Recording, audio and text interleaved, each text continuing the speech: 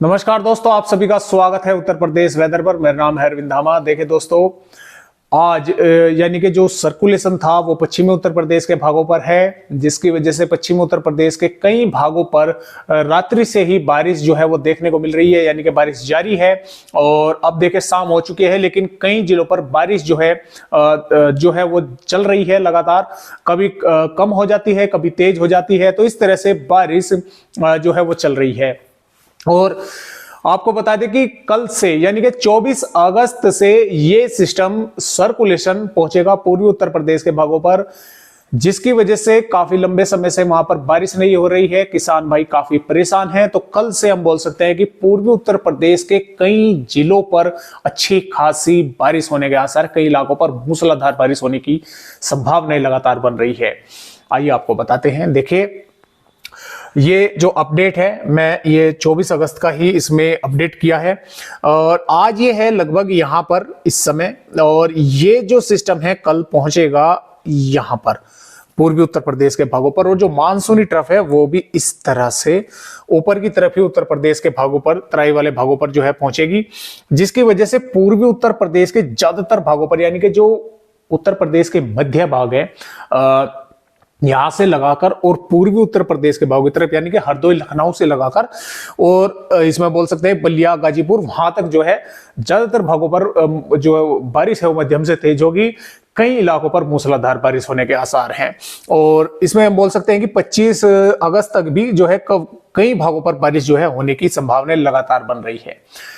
तो आइए देखते हैं कि 24 अगस्त में उत्तर प्रदेश के किन किन जिलों पर मध्यम से तेज या भारी बारिश होने की संभावनाएं हैं, और देखेंगे कि उत्तर प्रदेश पर आखिर कब तक ये बारिश की गतिविधियां जारी रहने के आसार हैं। दोस्तों, जैसा कि आप यहां पर 24 अगस्त की वेदर रिपोर्ट देख पा रहे हैं उत्तर प्रदेश राज्य की, तो देखिए ये जो सिस्टम है ये पहुंचेगा पूर्वी उत्तर प्रदेश के भागों पर। और इसकी वजह से क्या होगा कि जो लखनऊ से हम बोल सकते हैं कि हरदोई, सीतापुर, लखीमपुर खीरी, बहराइच, श्रावस्ती, बलरामपुर, सिद्धार्थनगर, महाराजगंज, कुशीनगर, देवरिया, बलिया, गाजीपुर से, और इसमें गोरखपुर, सिद्धार्थनगर, संत कबीर नगर, बस्ती, अंबेडकर नगर, आजमगढ़, गोंडा, अयोध्या, सुल्तानपुर, जौनपुर, वाराणसी, चंदौली, संत रविदास नगर, प्रतापगढ़, प्रयागराज, फतेहपुर, कौशाम्बी, रायबरेली और इसमें कानपुर नगर के आसपास के भागों पर मध्यम दर्जे की बारिश या कुछ भागों पर मध्यम से तेज बारिश होगी।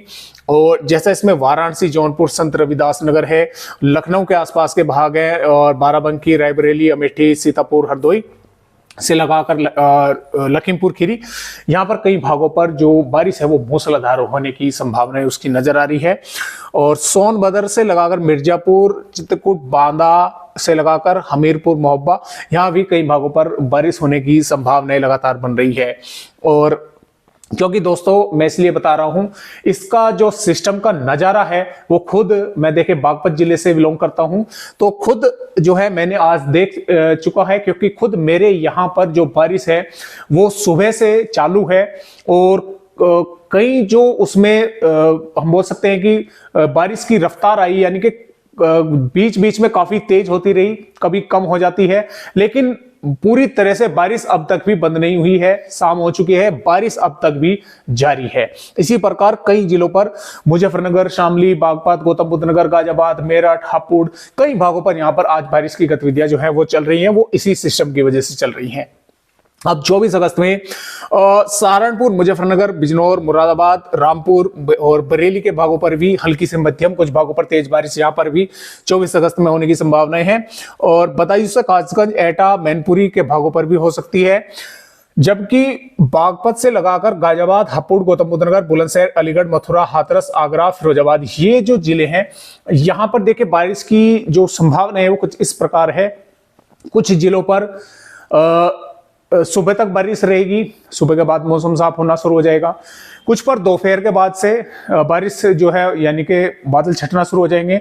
कुछ जिलों पर शाम के समय से बादल छटना शुरू हो जाएंगे, यानी कि सिस्टम बढ़ रहा है आगे की तरफ। तो यहां से यानी कि बारिश तो होने की संभावनाएं रहेगी कुछ भागों पर, क्योंकि रात के 12 बजे से ही अगला दिन लग जाता है। तो 24 अगस्त लग जाएगी, तो यहाँ पर रात के 12 बजे से ही तो कुछ ना कुछ वेदर एक्टिविटी तो रहेगी, लेकिन धीरे धीरे, जैसे मैंने आपको बताया, सुबह से, कभी कुछ जिलों पर दोपहर के बाद और कुछ पर शाम से यहाँ पर मौसम जो है वो ड्राई होना शुरू हो जाएगा। तो इस तरह से उत्तर प्रदेश के कई भागों पर बारिश होगी और कई इलाकों पर जो हवा की रफ्तार है वो भी तेज देखने को इस सिस्टम की वजह से मिल सकती है। 25 अगस्त की अगर बात करें, 25 अगस्त में भी पश्चिमी उत्तर प्रदेश से और तराई वाले भागों के साथ साथ पूर्वी उत्तर प्रदेश के भागों पर बारिश होने की संभावना लगातार बन रही है, क्योंकि जो मानसूनी ट्रफ है वो इस तरह से ऊपर की तरफ पहुंचेगी यहां से, तो उसकी वजह से बारिश यहां पर होगी।